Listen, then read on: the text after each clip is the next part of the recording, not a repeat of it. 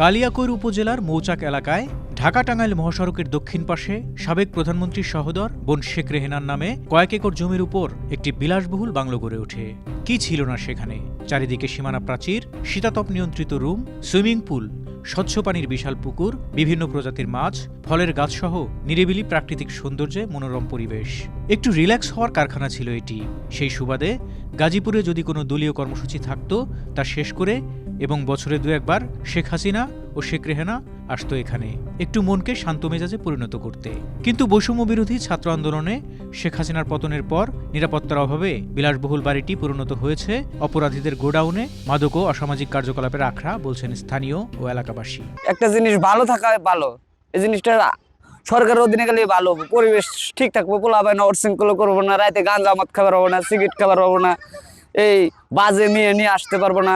এখানে সরকারের অধীনে থাকা আমার গানে ভালোই হয়। বর্তমানে খুব ভয়াবহ অবস্থা, কারণ রাত্রিবেলা এখান দিয়ে খোলামেলা জায়গা অনেক কিছু হয়, অকার্য অস্বাভাবিক এসব জিনিস হয় যা বলা বাহুল্য, এবং চলাফেরা খুবই দুষ্কর। এখানে পরিবেশ বর্তমান লোকজন ঘোরাফেরা করছে, গেট নাই, যার মন চাইতেছে এখান থেকে যাইতে পারতেছে, আসতে পারতেছে। এখন তারপরেও অনেক সময় সন্ধ্যার পরে বিভিন্ন লোকজন আসা যাওয়া করে। এখানে একটা গেট হইলে পরে তাইলে এই বিভিন্ন দুষ্কৃত লোক ঢুকতে পারবে না, কোনো খারাপ পরিবেশও হবে না। এখানে খুব ভালো লাগতেছে, সকাল দুপুর বিকাল পড়াশোনা করি এবং এখানে খেলতে পারি, অনেক সুন্দর লাগতেছে। কঠোর নিরাপত্তা ছিল এখানে, তখন তো প্রবেশ করার মতো কোনো ব্যবস্থা ছিল না। এখন হয়তো খোলা মাঠ, যার কারণে সবাই একটু সময় কাটাইতেছে, খেলতেছে। এই জায়গায় তো খেলাধুলার করার মতো কোনো মাঠ নাই। এখন যে জায়গাটা আছে সকাল বিকাল এসে সবাই খেলাধুলা করে, সবারই আনন্দ পায়, ভালো লাগে। ক্যামেরার সামনে বক্তব্য দিতে রাজি নন, তবে মুঠোফোনে আইন শৃঙ্খলা পরিস্থিতির উন্নতি করা সহ ওই বাংলোটির নিরাপত্তা বিষয়টি নিশ্চিত করবে বলে জানালেন এই কর্মকর্তা। আমার নলেজ আসার পরে আমরা আমাদের ফোর্সদেরকে বলে দিয়েছি যেন টহল অব্যাহত রাখে, ঠিক আছে? আর যেহেতু পরিত্যক্ত অবস্থায় আছে, কোনো জায়গা পরিত্যক্ত থাকলে ক্রাইম বাড়ে, আমরা টহল দিতে বলছি ভাই।